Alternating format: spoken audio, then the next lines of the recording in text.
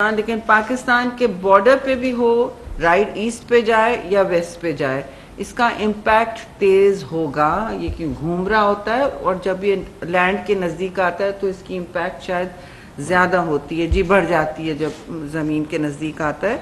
तो लैंडफॉल का टाइम मैंने आपको बता दिया है। ये केटी बंदर यानी ठट्टा डिस्ट्रिक्ट और हिंदुस्तान के गुजरात के इलाके के दरमियान होगा। इस 7% हियर और देयर जा सकता है, उनकी बाउंड्री में फॉल कर सकता है या हमारी बाउंड्री में लैंडफॉल इन इलाकों में हो सकता है। हमारी कोशिश है कि लोगों को इससे इसकी महफूज इलाकों में पहुंचाया जाए, क्योंकि यही एक तदबीर होती है, यही एक एक्शन और अमल होता है जो साइक्लोन्स के हवाले से दुनिया में लिया जाता है।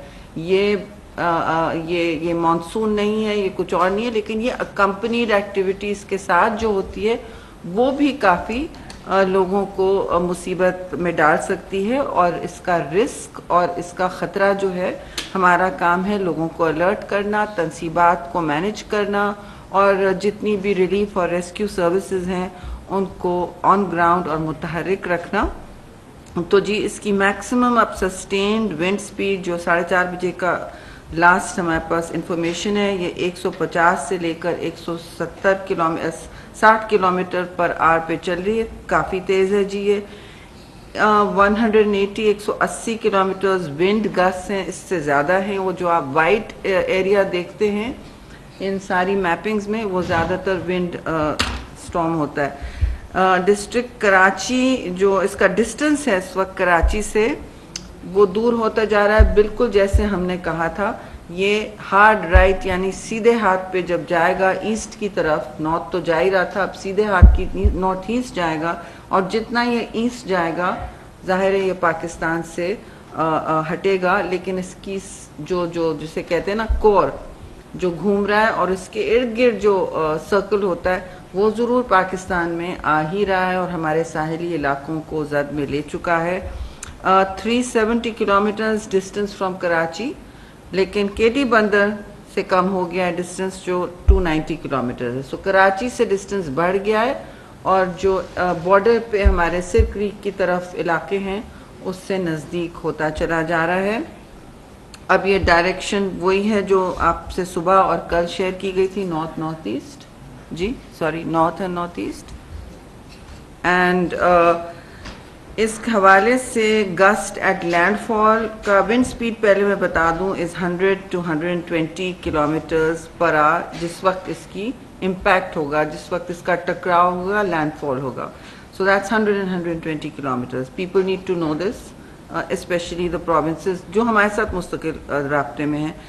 गस्ट एट लैंडफॉल 140, ये इलाकों में जो अभी तस्वीरें कुछ तस्वीर आ रही हैं 140 किलोमीटर पर, बहुत से आपको इलाकों की डिस्ट्रिक्ट्स की तस्वीरें आ रही हैं। एक मीडिया में उमरकोट की भी तस्वीर है, डस्ट स्टॉर्म की जद में है और हर आला एहलकारों ने भी शेयर की है। ये पाकिस्तान की तरफ 7 किलोमीटर पर आवर की स्पीड पर एडवांस कर रहा है जी। पूरी रात आप इसको देख सकते हैं, इसका पाथ, इसका एक्शन।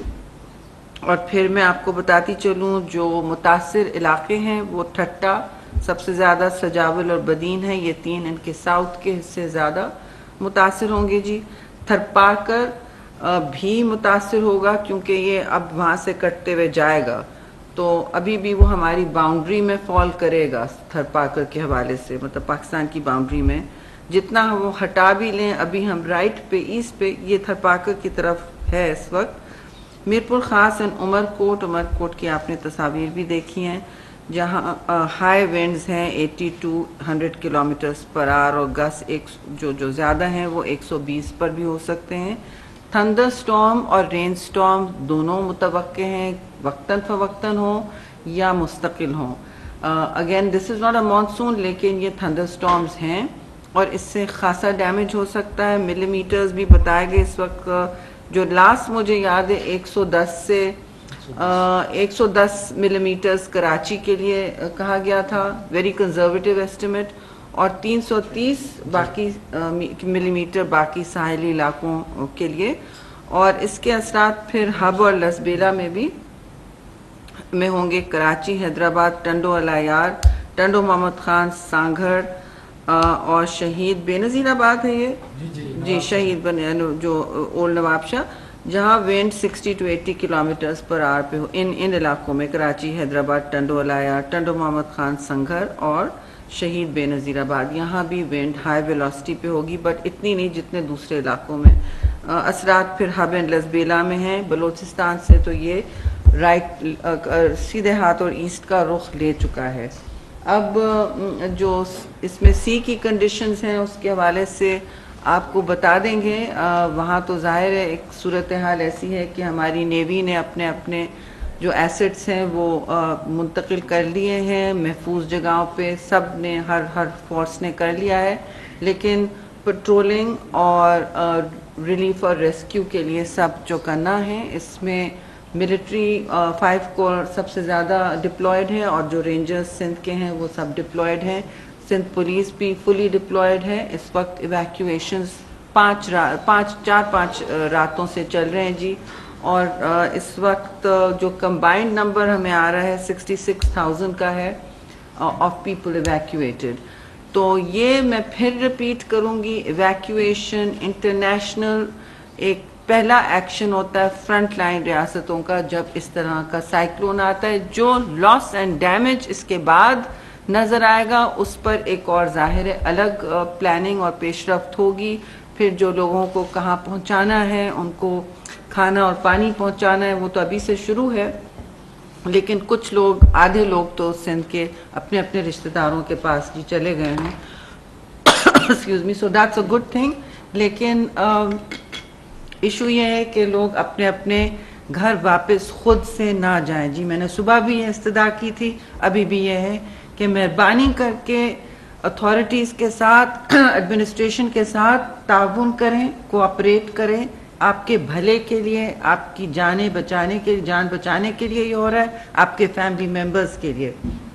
इस वक्त जितना एहतियात हम बरत सकें बेहतर होगा, बाद में रिग्रेट ना हो, क्योंकि जितने घर हैं, जितने कच्चे मकानियत है, वल्नरेबल है, वो बहुत इम्पैक्टेड होंगे, वो बहुत मुतासर होंगे। कुछ के शायद घर ना रहें, ऐसा हो सकता है। और मुझे अफसोस है जी कि ये सारे वो इलाके ज़्यादा मुतासर हो रहे हैं जो पिछले सैलाब में 2022 का जो था मेगा फ्लड जो था उसमें मुतासर हुए थे। वही इलाके हैं जिनको अभी रिकवरी का वक्त नहीं मिला था।